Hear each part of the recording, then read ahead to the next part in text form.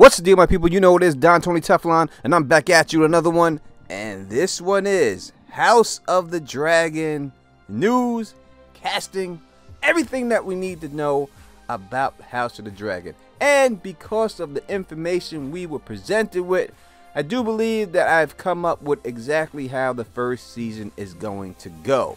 So, let's get into it. Before I get into this, let me give a shout out to the boy, the Dragon Demands, who is the one who put me up on this information. He's the one who tagged me in the tweet that he posted on Twitter, and that is the inspiration for this video. I told y'all before that I wasn't going to put anything out about House of the Dragon unless I had some solid information. With this information, I believe that I could possibly predict what season 1 is going to be. Alright, so shout out to the boy, the Dragon Demands. Go check out his YouTube channel. Now let's get into this. And as always, if this video does hit 500 likes and you are subscribed and leave a comment, you will have a chance to win 1 month of HBO Max for free. Alright, let's get into it. Now, they have released the episodes. How many episodes people in the cast that is casted so far are going to be in this first season of House of the Dragon. And it's from this that I think we can predict exactly how season 1 is going to go down. Now, Paddy, who is Viserys Targaryen, the first, not to be confused by the one we seen get gold thrown right down his head. Nope, not this one. The one he's named for, the first Targaryen, is in 10 episodes. There are only 10 episodes in the season, so he is in every episode. Olivia, who plays Alicent Hightower, is in 10 episodes, so she is in every episode this season.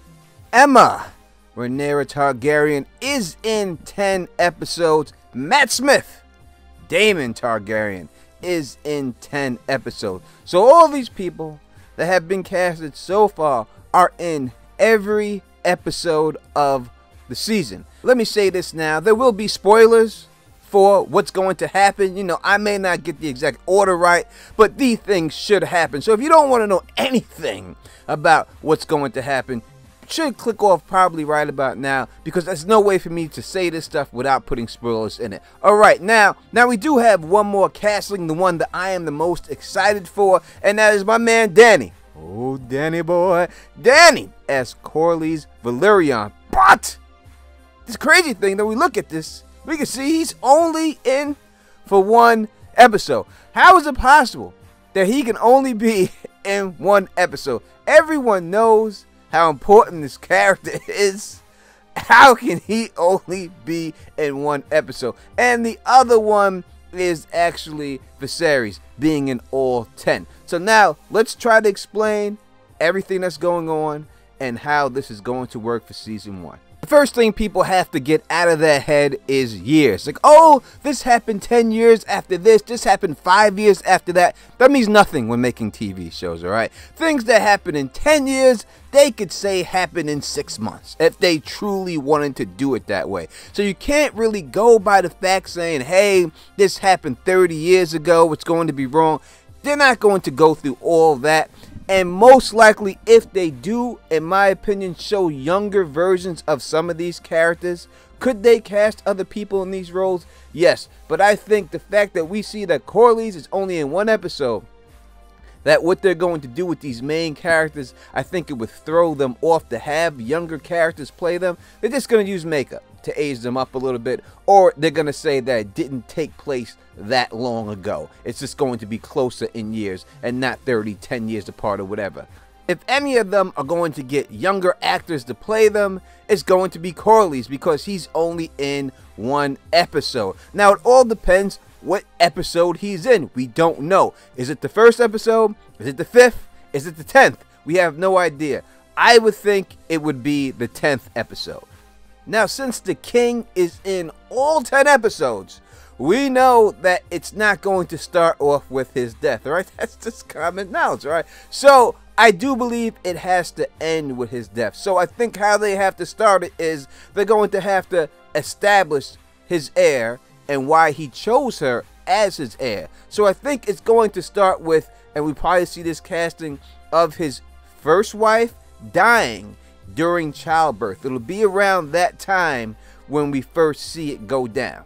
Now, it's while she dies that the king hears about his brother Daemon being observed in a brothel in the Street of Silk, making drunken comments with his friends about the heir for a day, which was his son Balon, that he named after his late father, died one day after his mother. Now, this is what really led him, after he did his mourning thing, to declare Rhaenyra the Princess of Dragonstone, because he felt that Daemon was unfit for the title. This is what gets Daemon upset, and this is how we establish that she is the heir of the Iron Throne. So we have to see that. That's how I believe that it will start. So Corlys should be around during this whole situation because he's a very important person, a very important player during this whole situation. So that's why with this dude just being casted to one episode, probably we're going to see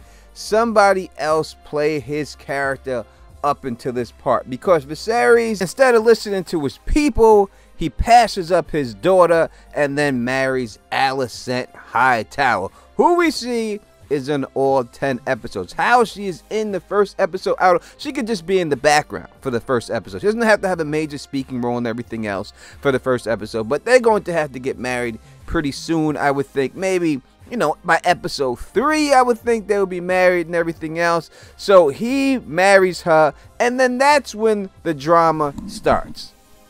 Because when Daemon gets word about this marriage, supposedly the messenger that goes and tells him this gets whipped by Daemon nearly half to death. So we're probably going to see this. And by this time, he and House Valyrian fought a war to control the Stepstones versus the Triarchy. So they're probably going to have to show all that. They're going to have to show them fight the first war and then the Triarchy war, or just skip right to the Triarchy wars since it's only season 1. So that's why you're going to have to see Corlys Velaryon probably as a younger person with Matt Smith. I still think it's going to be him playing the role, and then when he comes back later, you know, they may age him up some, or they just may not even do that at all. They may just leave him as B. Because the drama of the first season has to be the animosity building up between Alicent and Rhaenyra, because they both want to be first ladies of the realm. She has a son and she wants her son to be, you know, the next in line, but Viserys says nope, it's done deal. He names Rhaenyra in his will, saying this is it, she's the one who's going to be the next person on the Iron Throne. And that's how we get the major drama that will continue throughout the season. That will then lead to the tournament in 111 AC to celebrate the 5-year anniversary of their marriage. And since the queen wore a green gown while the princess wore Targaryen colors of black and red, it became custom at this time to refer to them as the greens and the blacks when talking about both parties. This is also the return of Daemon Targaryen, who then offers up the crown he won for the Stepstones to his brother, but the man again gets banished from King's Landing because it was said that he took Rhaenyra's virginity, right? And they wanted him to kill him, but they would not kill him because he said, listen, you know the deal about kinslaying. So Daemon then again gets exiled once again. Now, I would think that somehow this king, he has to die in episode 10. That's Game of Thrones style. Some main character has to die in season 1. So we know these kids, they're going to have to age up these young kids pretty fast. They're going to have to do something about that during this. So there's going to have to be some type of time skip. There's no way around it. They're going to have to do a time jump. I don't know how long they're going to want to do it, but they got to do a time jump. Unless somehow you're going to have the king go into season 2.